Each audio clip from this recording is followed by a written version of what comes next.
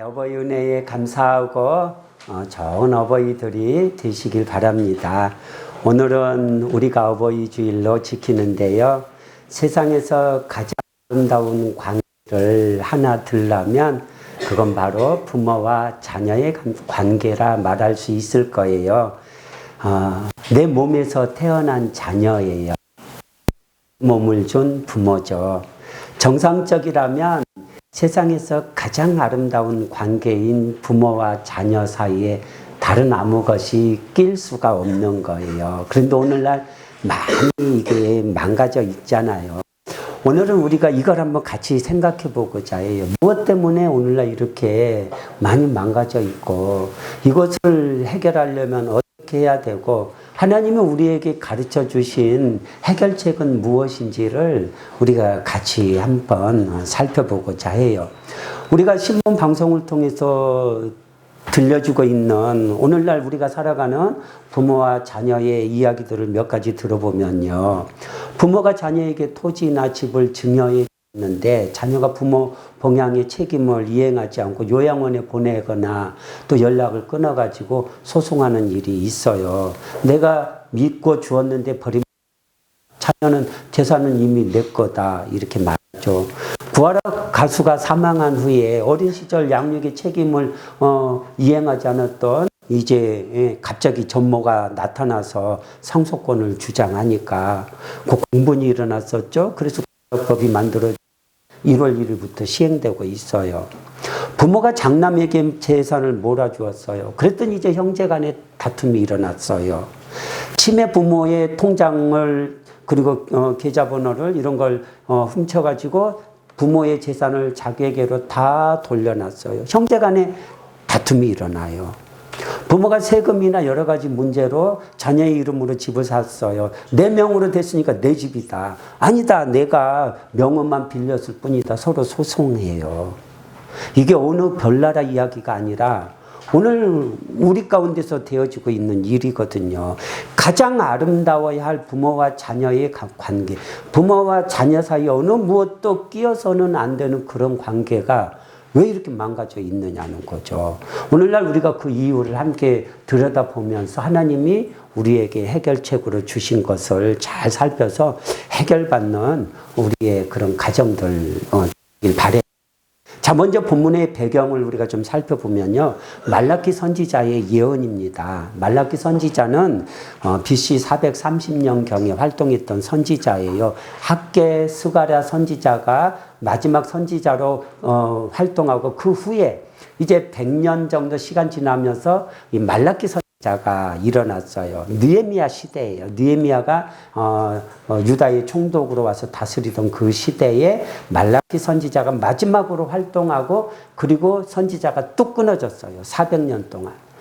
그런 다음에 400년 후에 선지자를 보내주셨는데 그가 바로 세례 요한인 거예요.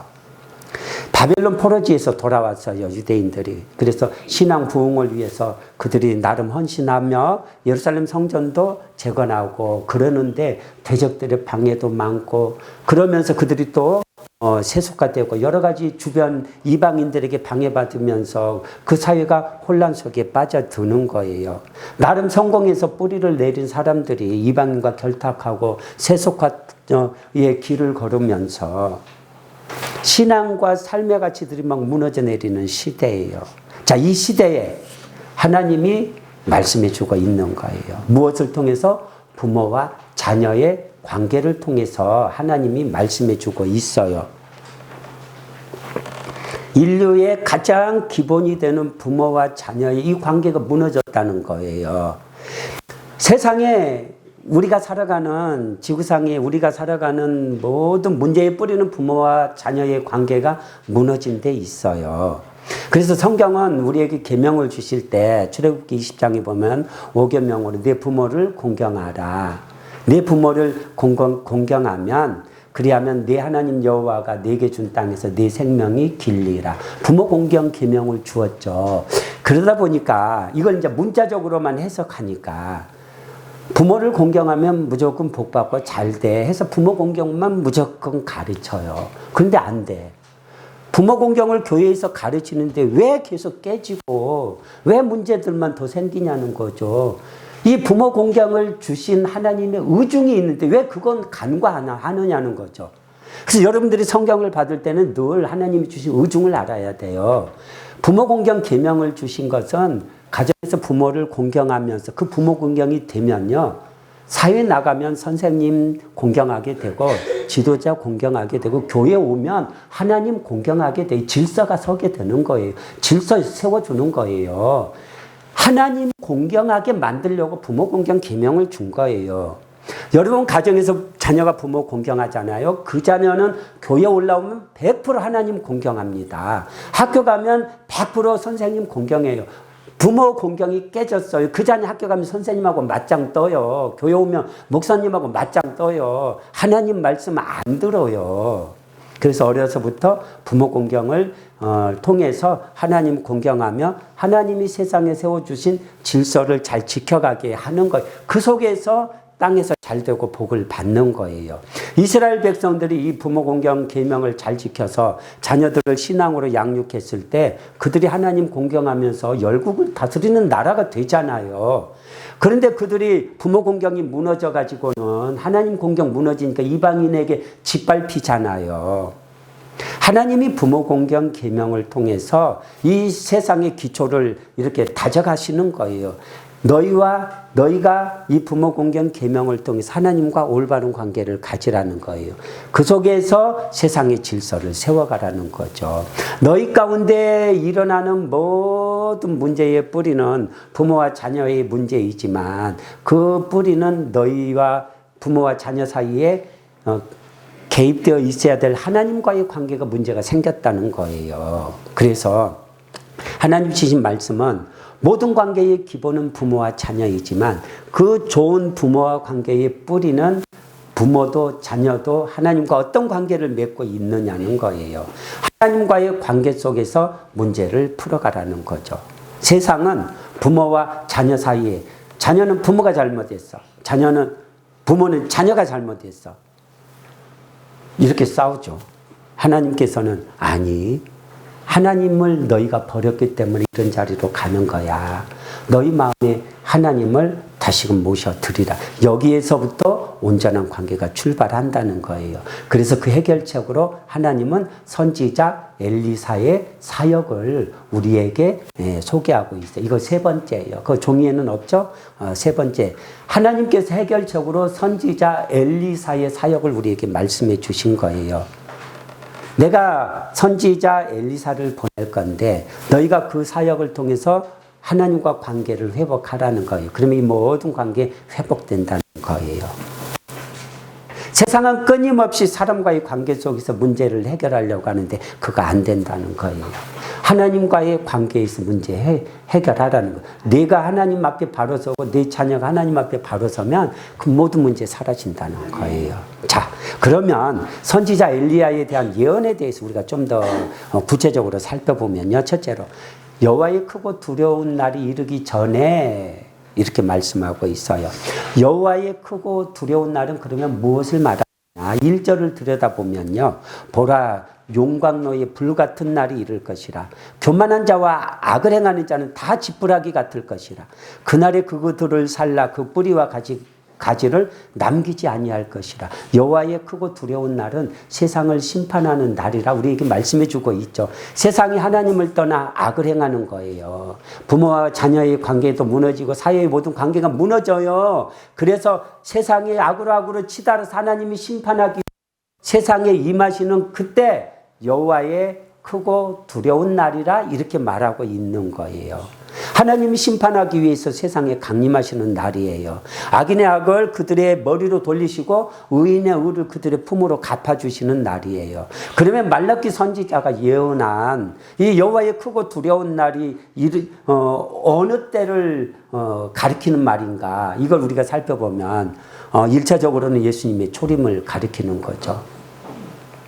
예수님이 초림하셨다는 것은 하나님이 사람이 되어 세상에 오신 거잖아요. 하나님의 아들 예수님이.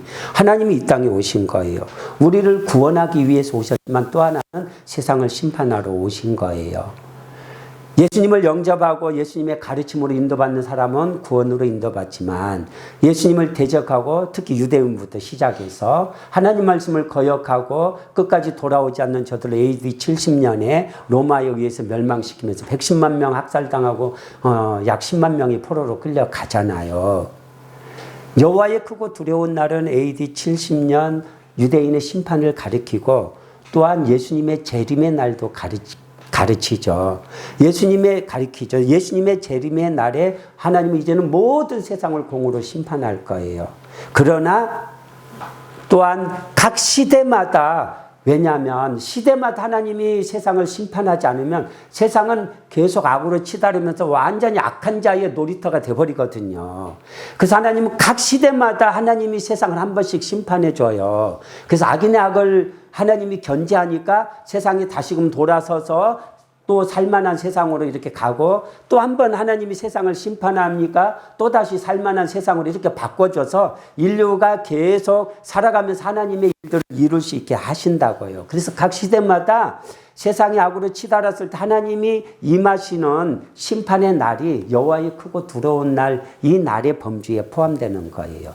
여호와의 크고 두려운 날이 임하는 이유가 무엇이냐? 2절에 내 이름을 경외하는 너희에게 공의로운 해가 떠올라서 치료하는 광선을 비추리니 너희가 나가서 외양간에서 나온 송아지같이 뛰리라. 악인의 악을 그 품에 갚아서 심판하시고 의인의 의를 그 품에 보상해 주니까 그들이 뛰어오면서 기뻐하는 거예요. 이 악인들이 이제는 멸망을 당했고 다시금 이 세상이 하나님 앞에 우리가 소망을 품고 살아갈 수 있는 세상이 되었다며 기뻐 뛰는 거예요. 하나님께서는 이렇게 각 시대마다 하나님의 심판을 단행하면서 끊임없이 하나님의 사람이 자라갈 수 있는 환경을 다시금 만들어주면서 이렇게 역사를 끌어가시는 거예요. 자, 이렇게 여호와의 크고 두려운 날이 임할 때가 있는데 그 전에 하나님이 선지 엘리야를 보내신다는 거예요. 내가 선지 엘리야를 너희에게 보내리니. 자, 우리가 선지자 엘리야를 알죠? 엘리야가 이 북왕국 이스라엘에 하나님이 보낸 선지자죠. 아합이 다스리던 시대에 금송아지 숭배도 저들이 부족해서 바알과 아세라 숭배를 하면서 온갖 죄악으로 세상이 가득하게 만드니까 하나님이 엘리야를 보내어서 하늘이 닫혀서 3년 반 동안 비가 내리지 않게 하고, 또 바알과 아세라 선지자 850명과 함께 갈멜산에서 대결, 여호와가 참신인지 바알과 아세라가 참신인지 하늘에서 불이 떨어져서 재물을 핥고 그들을 기손 시내에서 다 처형하죠. 그리고 이 엘리야가 조금을 보지 않고 하나님께 들림을 받았잖아요. 이런 선지자 엘리야를 보내신다는 거예요. 하나님께서 각 시대마다 시대를 심판하실 때 그 전에 선지자 엘리사를 보내신다는 거예요. 자, 그러면 하나님이 보내시는 선지자 엘리야가 누군가 우리가 다시 한번 살펴보면, 첫째로 이름 그대로 선지자 엘리야를 말하는가? 아니라는 거예요. 엘리야의 심령과 능력으로 오는 하나님의 사람이라는 거예요. 그래서 누가복음 1장 17절에 보면 세례 요한을 이렇게 세례 요한이 그 잉태되었다는 소식을 천사가 전하면서 그가 또 엘리야의 심령과 능력으로 주 앞에 먼저 와서 아버지의 마음을 자식에게, 자식의 마음을 의인의 슬기에 돌아오게 하리니 그 거스르는 자를 의인의 슬기에 돌아오게 하고 주를 위하여 세운 백성을 준비하리라. 자, 이렇게 세례 요한을 하나님이 보내시면서 말라기 예언한 선지자 엘리야다. 엘리야의 심령과 능력으로 왔다는 거죠. 예수님이 이 세례 요한에 대해서 말하죠. 만일 너희가 즐겨 받을진대 오리라 한 엘리야가 곧 이 사람이라. 제자들이 그걸 또 깨닫지 못하고 나중에 왜 서기관들은 엘리야가 먼저 와서 회복을 해야 된다고 말씀합니까? 이미 왔다. 근데 사람들이 임으로 대하였다. 그제서 제자들이 예수님이 말씀하신 선지자 엘리야가 세례 요한을 말하는구나 아는 거예요. 각 시대마다 하나님이 세상을 심판하시기 전에 선지자 엘리야를 보내어 엘리야의 심령과 능력으로 와서 어두운 세상에 하나님 말씀 전해서 회개하여 돌이키라고 말씀을 선포하는 하나님의 사람이 온다는 거예요. 그래서 그 말을 듣고 돌이키면 구원으로 인도받고 그 말을 듣지 않고 돌이키지 않으면 이제 하나님의 심판이 임할 때 심판으로 떠내려가는 거예요. 하나님의 나라는 이렇게 계속 이런 하나님의 역사 속에서 지금까지 흘러오는 거예요. 예수님 시대에서는 오리란 선지자 엘리야가 세례 요한이고 그 이후에 종교 개혁자들 루터도 그리고 또 각 시대마다 회개를 부르짖었던 이런 개혁자들이 하나님이 말씀하신 오리라 한 선지자 엘리야의 범주에 포함되는 거예요. 자, 그러면 엘리야의 사역은 어떤 건가? 우리가 함께 살펴볼게요. 엘리야의 사역은 두 가지로 나타나는데 첫째로 아버지의 마음을 아들에게로 돌이킨다는 거예요. 그가 아버지의 마음을 자녀에게로 돌이키게 한다 말하고 있어요. 물론 아버지는 하늘 아버지를 말하고 자녀는 하나님의 백성을 말하고 있어요. 지금 선지자 엘리야가 보냄을 받는 시대의 백성의 영적인 상태가 어떠한가? 하나님이 저들을 떠나 있다는 거예요. 저들이 하나님을 버리고 떠나가니까 하나님도 저들을 버리고 저들에게서 얼굴을 돌이켰다는 거예요. 그리고 그 악이 이제는 깊어져서 하나님이 그 시대를 심판할 수밖에 없는데 그때 선지자 엘리야가 와서 그 시대를 돌이키는 사역을 한다는 거예요. 엘리사의 사역으로 그 백성이 하나님께로 돌이키면 하나님이 얼굴을 돌이켰는데 다시금 그 얼굴을 그 백성에게로 향한다는 거예요. 그리고 두 번째로는 자녀의 마음을 그들의 아버지에게로 돌이키게 하리라. 물론 이 자녀는 하나님의 백성을 말하고 아버지는 하나님을 말하는 거죠. 하나님의 백성이 하나님께로 돌이켰어요. 선지자 엘리야의 사역으로. 그러니 하나님도 저들에게로 마음을 돌이켜서 하나님과 하나님의 백성이 만나는 거예요. 관계가 회복이 되는 거예요. 그래서 선지자 엘리야의 사역은 이 둘인데 둘이 하나인 거예요. 아버지의 마음을 아들에게, 아들의 마음을 아버지에게 이렇게 돌이키는 거예요. 각 시대마다 나타나는 선지자 엘리사의 사역에 우리가 주목할 필요가 있는 거예요. 하나님의 백성들이 하나님께로 돌이키고 하나님은 하나님의 백성에게로 돌이켜서 하나님과 하나님의 백성이 관계가 회복되는 거예요. 이러한 사역이 나타날 때 너희 고집 부리지 말라는 거예요. 겸손히 순종함을 하나님께로 돌이키라는 거예요. 자, 세 번째로 돌이키지 아니하면 어떻게 되느냐? 내가 와서 저주로 땅을 칠까 하노라. 하나님의 백성이 돌이키게 하는 선지자 엘리야의 사역에도 불구하고 안 돌이켜요. 돌이킨 자는 구원으로 가지만 돌이키지 않는 자는 이제 하나님이 그 땅을 심판하기 위해서 강림하실 때 그 심판의 칼에 쓸려져 간다는 거예요. 이게 우리 인류 역사에 계속 반복이 되거든요. 여러분 보세요. 우리가 유다서 1장 14절 15절을 보면 에녹에 대해서 이렇게 예언해요. 아담의 7대 손 에녹이 이 사람들에 대하여도 예언하여 이르되 보라 주께서 그 수만의 거룩한 자와 함께 임하셨나니 이는 뭇사람을 심판하사 모든 경건하지 않은 자가 경건하지 않게 행한 모든 경건하지 않은 일과 또 경건하지 않은 죄인들이 주께 거스르한 모든 완악한 말로 말미암아 그들을 정죄하려 하심이라. 에녹이 하나님이 지금 말씀하신 오리라한 선지자 엘리야의 심령과 능력으로 당시 시대 사람들이 하나님의 심판을 예언하면서 돌이키라 돌이키라 예언한 거예요. 에녹은 선지자였다는 거죠. 그 에녹의 예언 사역으로 노아의 가정이 예비되어서 홍수 심판에서 인류를 보존하고 그 에녹의 사역에도 불구하고 돌이키지 않는 세상은 그냥 홍수를 하나님이 쓸어버리잖아요. 엘리사의 사역을 통해서 돌이킨 소수의 이스라엘 백성들 하나님이 구원으로 인치지만 돌이키지 않는 북왕국은 아수리에 멸망당하면서 끝나버리잖아요. 이사야와 예레미야의 사역으로 말미암아 소수의 사람들이 돌이키고 그들은 구원으로 인침받고 다수의 완악하여 돌이키지 않는 자들은 바벨론 땅에 하나님이 멸망으로 내버리시잖아요. 신약시대도 그래요. 세례 요한의 이 사역으로 예수님의 사역으로 돌이킨 자는 예수님의 제자가 되고 돌이키지 않은 자는 로마에 의해서 멸망을 당하고 2000년 동안 저들이 나라 잃고 흩어졌잖아요. 기독교 역사가 이렇게 나타나요. 콘스탄티노플의 멸망도 똑같은 거예요. 중세 로마 캐토릭의 부패와 그 심판도 똑같은 거예요. 하나님의 역사는 지금도 지속되고 있는 거예요. 그래서 오늘 말씀의 핵심은 뭐냐면 첫째로 우리 사회의 모든 문제를 하나님과 관계 속에서 들여다보자는 거예요. 부모와 자녀의 문제의 뿌리를 부모에게서 자녀에게서만 찾으려고 하지 말고 하나님과의 관계 속에서 찾으라는 거예요. 부모도 하나님 떠났고 자녀도 하나님 떠나가지고는 이 관계를 이렇게 문제를 만드는 거예요. 모든 관계의 뿌리가 하나님이신데 너희가 하나님 버려서 이런 상황이 아니. 너희 마음에 하나님이 계시면, 너희가 부모의 마음에 하나님이 계시면 자녀에게 그렇게 할 수 있느냐? 자녀의 마음에 하나님이 계시면 그렇게 할 수 있느냐? 너희 마음에 하나님을 버렸다는 거예요. 세상은 모든 관계의 뿌리를 조상에게 두는데 성경은 하나님께 두라는 거예요. 하나님께.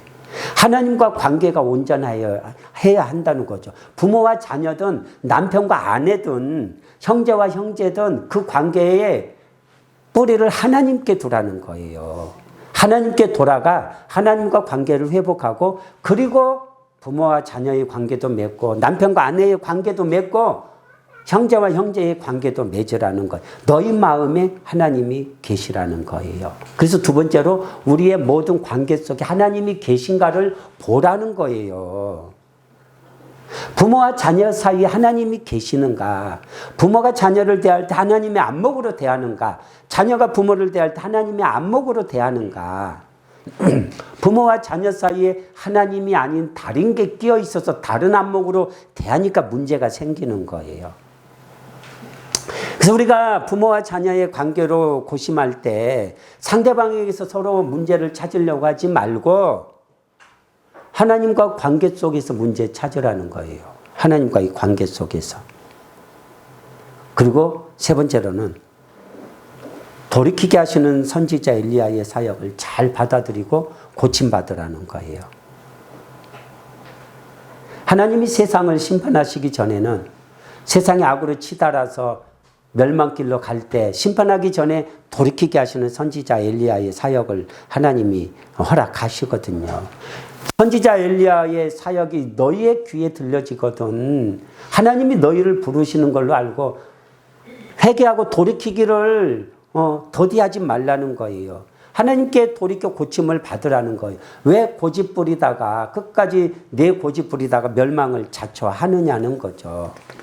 자, 그래서 오늘 우리가 이 말씀을 가지고 오늘 우리가 받아야 되는 교훈의 말씀을 정리해 보면, 첫째로 하나님과 올바른 관계를 가져 부모와 자녀의 올바른 관계를 이루어 가자는 거예요. 부모가 자녀에게 잘못해서 자녀가 떠날 수도 있고, 자녀가 부모에게 잘못해서 부모가 등 돌릴 수도 있겠죠. 그러나 그 뿌리를 들여다보면 하나님과의 관계에 문제가 있다는 거예요. 선지자 엘리야의 사역으로 부모의 병든 마음이 고침받으면 부모의 마음이 변하여 하나님 마음으로 자녀를 대하게 되고, 그러면 자녀가 돌아오게 되는 거예요. 자녀의 병든 마음이 고침을 받아 하나님의 마음으로 부모를 대하면 부모가 또 돌아오는 거예요. 심령이 고침을 받아서 고침받은 마음으로 대하라는 거죠. 그러면 관계가 회복되는 거예요. 오늘날 이 사회가 안고 있는 모든 문제의 근본은 부모와 자녀의 문제 이전에 그 사이에 하나님이 계시지 않기 때문에 그래요. 모든 사회 문제의 뿌리는 그곳에 하나님이 안 계셔요. 제가 얼마 전 우리 주일학교 아이들에게 예를 들어줬는데 갑자기 생각나서, 어느 수도원에 많은 수도생들이 있었어요. 근데 한 원장이 한 아이만 좀 덜 떨어진 아이 같은데, 똑똑하고 유능한 사람들이 많은데 좀 덜 떨어진 아이 같은데 그만을 총애하는 거예요. 그러니까 다들 불만을 가지고 있어요. 그래서 어느 날 수동 원장이 다들 제자들을 불러가지고 새 한 마리씩을 주면서 아무도 보지 않는데 가서 이 새 잡아가지고 와 했더니 다들 새를 잡아가지고 왔는데 이 소년이 살아있는 새를 그대로 가지고 왔어요. 어떤 사람은 골방에 들어가서, 어떤 사람은 아무도 보지 않는 데 가서 다 새를 잡아왔는데 이 소년은 그 새를 그대로 가지고 왔어요. 그럼 다른 제자들 앞에서 왜 이 새를 그대로 가지고 왔냐? 이 새를 죽여가지고 오라고 했는데 아무도 안 계신 곳이 어디도 없더라는 거예요. 하나님이 계시더라는 거예요. 그래서 내가 이 아이를 이렇게 총애하는 거야. 그 다음부터는 그 아이를 총애하는 것을 다른 제자들이 더 이상 시기하지 않는다는 거예요. 여러분, 우리 사회 문제의 뿌리는요, 거기 하나님 안 계시니까 그래요. 하나님 안 계시니까 막 악을 행하면서 자기 욕심대로 행하면서 그냥 고삐 풀린 망아지처럼 세상을 다 망가뜨리는 그런 일도 하는 거예요. 그래서 하나님은 그런 세상을 심판하실 때 먼저 선지자 엘리야의 사역을 허락하시는 거예요. 핵심은 하나님께로 돌아와 하나님과 관계 개선하라는 거예요. 하나님 앞에 돌이키라는 거죠. 보세요. 세상은 부모니까 무조건 공경해. 너에게 몸을 주었으니까 무조건 공경해. 그래도 해. 다그치죠. 계명이니까 해. 다그치죠. 자녀들은 볼멘 소리를 해. 부모 같아야지 하죠. 볼멘 소리를 해요.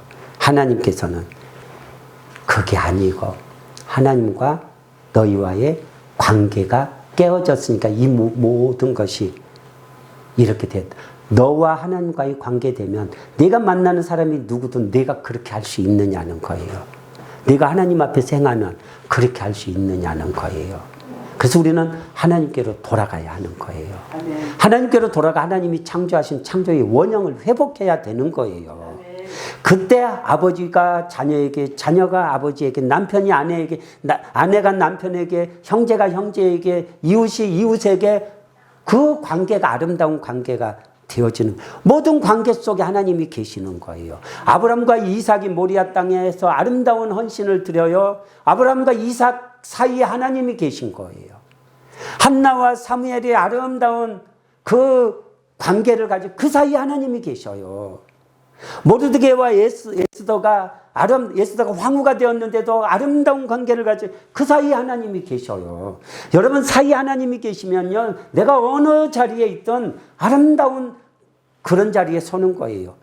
그 사이에 하나님이 안 계시니까 모든 문제가 되는 거예요. 창조의 이 원형을 깨트리게 하는 이유가 뭐냐? 하나는 하나님이 빠져나갔기 때문이고 내가 하나님을 버렸다는 거예요. 둘은 다른 걸 마음에 품었다는 거예요. 하나님이 계셔야 될 자리에 하나님이 아닌 다른 걸 마음에 품었다는 거예요. 전체주의 사회에서는 어떤 전체주의 가치가 그들의 마음에 심겨지니까 부모도 고발하잖아요. 물질 만능주의 사회에서는 물질 앞에 배는 게 없잖아요. 우리가 가난했을 때는요, 부모와 자녀 사이가 좋았어요. 이웃과 사이도 좋았어요. 왜? 그 사이에 낄 게 없거든. 근데 이제 재물이 축적하게 되니까 그 사이에 재물이 끼면서 이 재물 때문에 이제 문제가 생기는 거예요. 소유를 인하여 다툼이 생기는 거예요. 한 청년이 예수님을 찾아와서 예수님께 내 형으로 유업을 나와 나누게 하소서. 내가 너희의 뭐 물건 나누는 자냐, 재판장으로 내가 세움을 받았느냐 하면서 삼가 모든 탐심을 물리치라. 사람의 생명이 소유에 넉넉함에 있지 않다고 하셨어요. 그 소유, 그거에 대한 것이 마음에 안 들어왔다면 관계가 안 깨지는데 그것 때문에 관계가 깨지는 거예요. 그래서 바울은 말해요. 돈을 사랑하며 일만하게 뿌리가 되나니 이것을 탐하는 자들은 미혹을 받아 믿음에서 떠나 많은 근심으로써 자기를 찔렀도다. 그래서 모든 좋은 관계의 회복은 남편이나 아내든 부모나 자녀든 형제나 형제든 그 사이에 하나님이 계시게 하는 거예요. 하나님이 창조하신 그 창조의 원형을 회복하는 거예요. 회복. 재물이 늘어도 재물에 마음 두지 않아요. 여러분 보세요. 재물이 아무리 늘어도 재물에 마음 두지 않는 부모는요, 자녀를 하나님의 사람으로 키우기 위해서 그 재물 다 허비하더라도 자녀 쏟아부어서 그 자녀 키우려고 할 거예요. 그런데 재물이 마음에 들어오면 재물이 눈앞에 가려서 아까워서 이제 못하는 거예요. 우리의 모든 관계 중심에 하나님이 계시게 하라는 거예요. 이게 선지자 엘리야를 보내서 하나님이 하시는 회복의 사역인 거예요. 이게 회복이 되면요, 이렇게 해서 남편과 아내도 그 안에 하나님이 계셔서 서로 사랑하면 정말 아름다운 관계가 되고, 부모와 자녀도 그 안에 하나님이 계셔서 서로 사랑하면요 정말 아름다운 관계가 돼요. 근데 그 안에 하나님이 아닌 재물이, 다른 욕심이 끼어 있으니까 그걸로 망가지 악이 싹 다 나오는 거예요. 그래서 여러분들은 하나님과 올바른 관계를 회복하여 부모와 자녀, 남편과 아내, 형제와 형제, 이웃과 이웃의 모든 관계를 아름답게 회복해 가시라는 거예요. 그리고 두 번째로 선지자 엘리야의 사역을 통해서 안목을 기르자는 거죠. 하나님이 세상을 심판하시기 전에 선지자 엘리야를 보내셔요. 그래서 선지자 엘리야의 사역이 여러분의 귀에 들려진다면 지금 심판의 때가 가까이 왔구나. 하나님이 돌이키라고 부르시는구나. 빨리 깨닫고 돌이키시라는 거예요. 고집 부리고 완악하고 고집 부리고 끝까지 저항하다가 심판으로 내려가지 말고 겸손히 돌이켜 하나님과의 관계를 회복하라는 거예요. 엘리야 선지자의 사역으로 하나님과의 관계가 회복되면 우리의 삶이 바뀌어요. 그때 바뀌는 거예요. 여러분, 내 안에 하나님이 계시지 않는데 내가 뭐 종교적인 행위로 내 삶이 바뀌나요? 그냥 종교적인 행위만 반복할 뿐이지 내 삶은 안 바뀌어요. 근데 내 안에 하나님이 계시면요, 그 하나님으로 말미암아 생각이 달라지고 판단이 달라지고 삶이 바뀐다고요. 초대교회 성도들을 통해서 보여줬잖아요. 그들의 안에 하나님이 계시니까 그들이 재물의 가치로 달려가지 않고 그 가난한 자를 돌아보면서 하나님 말씀으로 이루는 초대교회의 놀라운 부흥의 역사를 그들이 읽어내잖아요. 적어도 초대교회 성도들은 성도들 간에 재물이 끼지 않고 하나님이 끼어서 하나님의 일을 위해서 달려가는 그 아름다운 창조의 모습을 우리에게 보여줬어요. 가정에서 그걸 이루시라는 거예요. 선지자 엘리사의 사역으로 시대를 보시라는 거예요. 그리하여 마지막으로는 우리의 형식적이고 외식적인 신앙생활을 버리고 하나님 아버지와 친밀한 연합으로 온전한 신앙생활을 하자는 거죠. 세상은 이것저것 덮어놓고 울렁 하죠. 하나님은 고침받으라는 거예요. 세상에 많은 외식하는 관계가 많죠. 의무적인 관계 많죠. 그런데 친밀한 관계가 있어요. 그냥 사랑으로 연합된 관계가 있어요. 우리가 온전한 사람이 될 때 온전한 관계를 만들 수 있어요. 우리가 외식하는 사람이 되면 외식하는 관계밖에 못 만들어요. 아브라함과 이삭의 그 온전한 관계, 한나와 사무엘의 온전한 관계, 모르드게와 예수도의 온전한 관계, 바울과 디모데, 바울과 디도, 엘리사와 수넴 여인의 관계, 바울과 브리스가와 아굴라 부부의 관계, 바울과 루디아, 바울과 베베의 관계, 하나님으로 말미암는 아름다운 관계잖아요. 사울 왕과 신하들의 관계, 어떤 관계예요? 외식하는 관계잖아요. 유대 종교 지도자들과 유대 백성들의 관계, 외식하는 관계잖아요. 여러분, 신앙생활 하면서 목회자와 성도들이 외식하는 관계로 신앙생활하는 사람들 많잖아요. 목회자도 외식하고 성도도 외식하고. 우리는 그러지 말자는 거예요. 하나님께로 돌아가 목회자도 고침받고 성도도 고침받고 진실된 관계를 이루자는 거예요. 그래서 부모와 자녀의 관계, 부부와 부부의 관계, 모든 관계를 우리는 아름다운 관계로 만들어 가자는 거예요. 중심에 하나님이 계시게 하라는 거예요. 부모와 자녀의 관계에도 하나님이 계시고, 자녀와 자녀의 관계에도 하나님이 계시고, 친구와 친구와의 관계에도 하나님이 계시고, 다윗과 요나단의 관계에 하나님이 계시죠. 또 다윗 왕과 두로 왕 히람의 관계에도 하나님이 계시죠. 그 관계가 솔로몬과 두로 왕 히람의 관계까지 이어지죠. 중심에 하나님이 계실 때 아름다운 거예요. 솔로몬의 타락은 중심에 하나님이 빠져나갔어요.